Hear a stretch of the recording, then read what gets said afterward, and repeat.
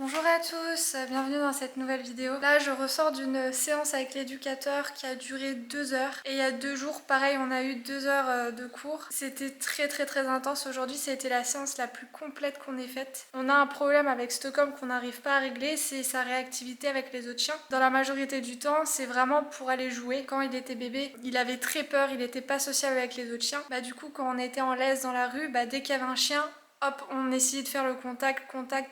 Aujourd'hui, il est très sociable et il l'est devenu un peu trop. Et en fait, le souci, c'est qu'avec un chien qui est cool, ils peuvent jouer, etc. Mais ça devient vite compliqué de par son poids. Lui, il commence à sauter, il est fougueux, il est encore jeune. Et je peux lâcher la laisse et là, ça peut être dangereux. Mais le plus compliqué, c'est quand en face, il y a un chien qui n'est pas cool. Un chien qui va être dans l'attaque, l'agressivité, l'aboiement, le grognement, etc. Stockholm maintenant fait le coq et c'est vraiment hard. Parfois le chien peut aussi être bien codé en face, mais à la dernière seconde Stockholm veut le contact donc il fonce et le chien prend peur parce qu'après, attention, c'est un gros chien. Donc je me mets à la place d'un chien de taille moyenne ou quoi, il se dit oh là là, il y a un gros molosse là qui me fonce dessus et donc là il va se mettre à aboyer. Quand j'ai pu l'expliquer auparavant aux autres éducateurs, on aurait dit qu'il me croyait pas trop parce que ça colle pas avec son caractère en fait. Stockholm il est plutôt peureux. Les éducateurs l'ont vu sans laisse et il est pas du tout dans la bagarre. Si le chien il est agressif avec lui, il va fuir, il se défend pas. Je veux dire c'est que c'est vraiment un gentil, c'est pas genre... c'est vraiment profondément un chien gentil quoi. On a du mal à comprendre ce comportement-là. Il attaquera jamais. Et là, en fait, on est tombé sur le chien d'un voisin. Il n'y a jamais eu de contact entre eux. Je sais juste que c'est un staff. Et honnêtement, je peux avoir un a priori sur certaines races. Mais ce staff-là, l'ayant déjà vu, je trouvais qu'il avait une bonne tête. Il faisait vraiment équilibré, gentil. Et du coup, je me suis pas inquiétée plus que ça. Moi, je tenais la laisse et l'éducateur le tenait en longe. À Stockholm, je l'ai mis assis, pas bougé. Le chien est en mode vraiment attaque en face. Et à un moment donné, on trage, j'essaie de courir un petit peu comme l'éducateur me dit. Mais au moment où on est face au chien, ils foncent sur le chien. Donc là, vous pouvez très bien passer rapidement. Hein. Ouais, allez, viens, Stockholm. Un peu plus rapide que d'habitude.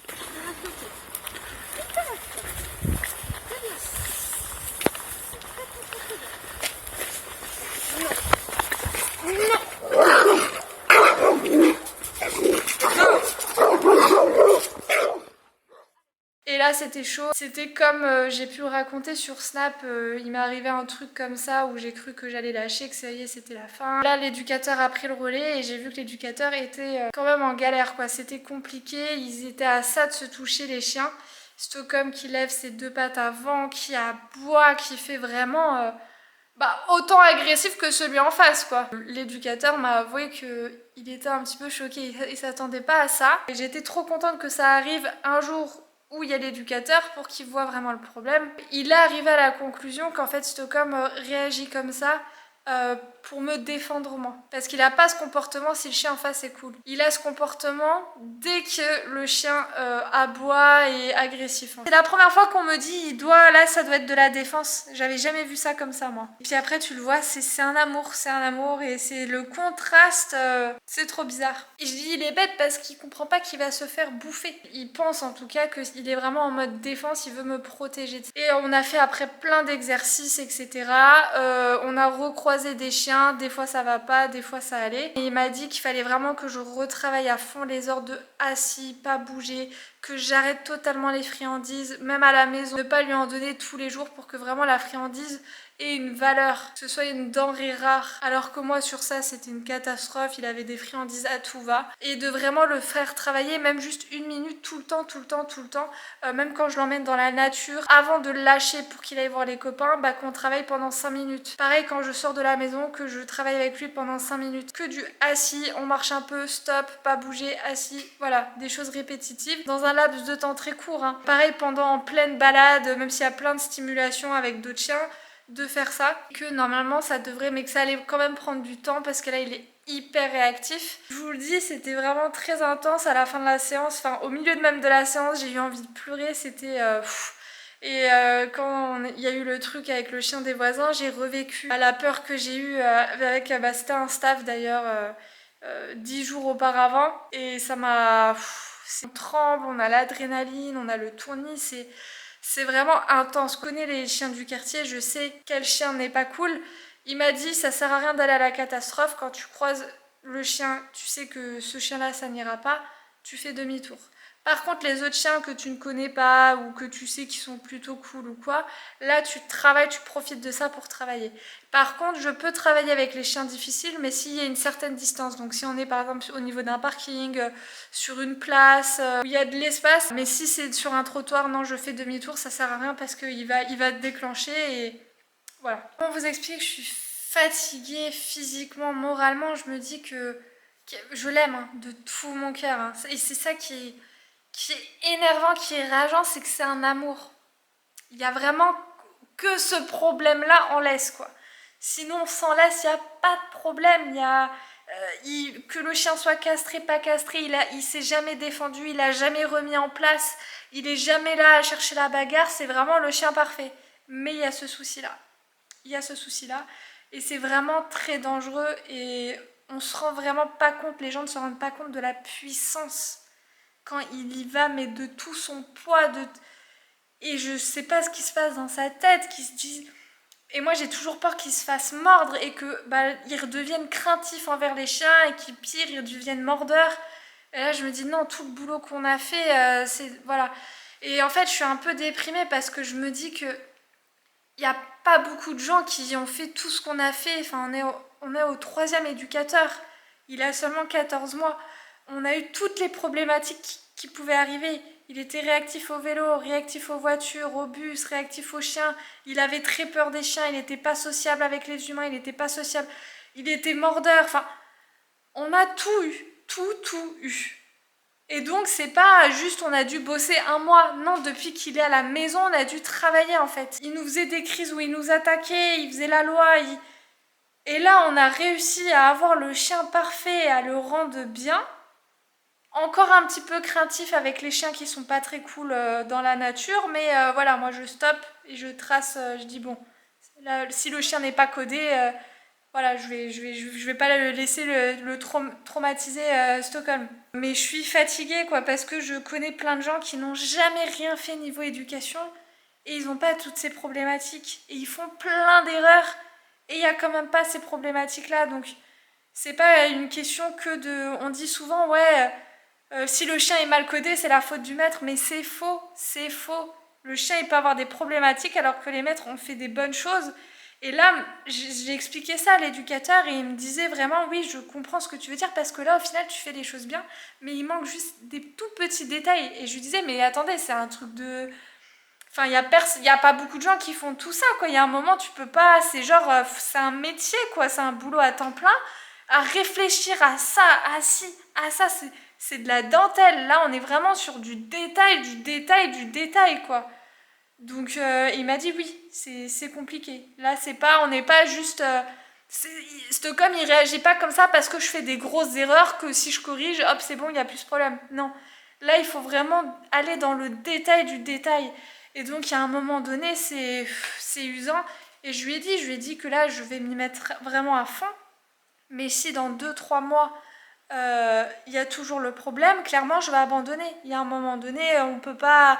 Je vais abandonner et donc ce sera des promenades seulement dans la nature et les promenades en laisse, dès que je vois un chien, je change, j'évite le contact, je fais demi-tour, etc.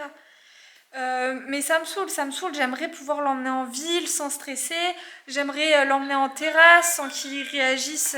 Et l'éducateur me dit aussi qu'il doit sentir mon stress, mais ça m'énerve et c'est vrai que j'étais un peu, voilà, j'étais opposée à l'éducateur, je lui disais non, ça je veux pas entendre ce truc-là. Ce problème de comportement-là, il est pas venu non plus d'un coup et je sais qu'avant j'avais confiance, je l'emmenais partout, etc. J'étais pas stressée, je faisais comme ce que les 2 anciens éducateurs me disaient, je relâchais bien la laisse et c'était vraiment quand il partait que hop, je le rattrapais et je n'étais pas stressée et pourtant il avait ce comportement.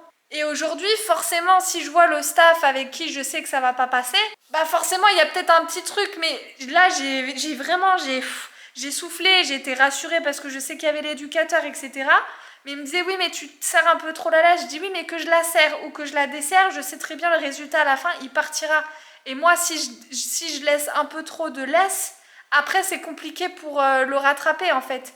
Et c'est vrai que l'ancien éducateur me disait de le prendre vraiment au ras du cou, quoi, de la laisse. Mais enfin voilà, c'est pas qu'une question de stress, parce que même avec mon père, il va faire ça, et mon père, il est pas du tout stressé, quoi. Donc ce truc de stress, c'est un peu non. Parce que des fois, je suis pas du tout stressée, et il va avoir ce truc. Et parfois, oui, je vais être stressée. Parce que voilà, par anticipation, etc. Mais la fois, là, il y a 10 jours où ça m'est arrivé, j'étais pas stressée. J'avais aucune idée qu'il allait réagir comme ça. Et c'est d'ailleurs, je pense, j'avais même dit sur Snap, c'était la pire fois. J'étais étonnée, c'était la première fois qu'il avait fait ça. Moi, je l'ai mis assis, couché, assis, pas bougé. Il y avait de l'espace, le trottoir était hyper large. Je me suis dit, c'est bon, le monsieur, il va passer, etc. Et au pire, si Stockholm, il se déclenche, hop, je le rattrape. Et ben non, en fait. Là, il s'est mis dans un état à se lever sur les sur deux pattes, à aboyer comme un... à faire le coq, quoi. J'ai pas compris. Et j'étais à 2 doigts de lâcher la laisse. Et imaginez, je lâche la laisse, il y a le contact avec le chien le mord, ou même le chien ne le mord pas, mais Stockholm, je sais, il va bondir dans tous les sens, il va aller sur la route et tout, il va se faire renverser, il y a une catastrophe.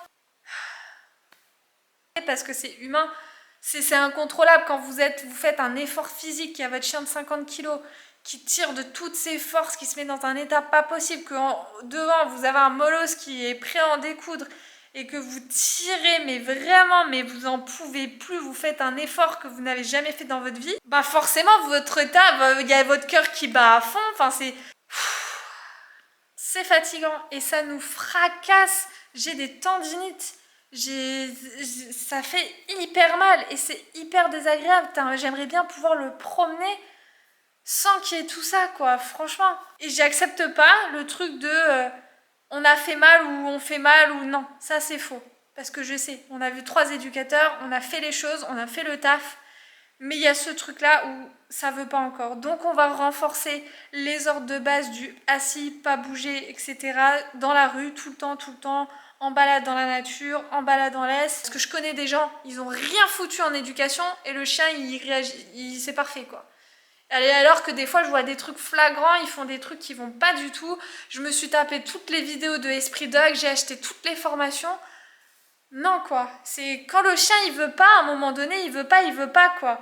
Et en même temps j'ai pas envie d'aller dans de l'éducation dure, à le bousculer, à lui mettre un licol, à lui gueuler dessus. Et là d'ailleurs le maître du staff, là je l'ai vu, il a frappé son chien, il lui a donné une fessée.